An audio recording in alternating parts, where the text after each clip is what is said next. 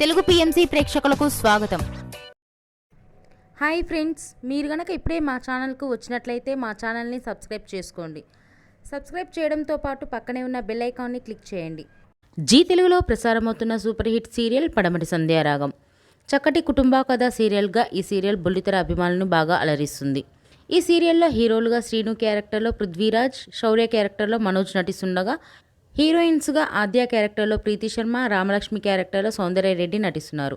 రఘురామ్ క్యారెక్టర్లో సాయి కిరణ్ నటిస్తున్నారు. తాజాగా ఆద్య తన లేటెస్ట్ ఫొటోస్ని అభిమానులతో పంచుకుంది. ఆ ఫొటోస్ని మనం కూడా చూసేద్దాం.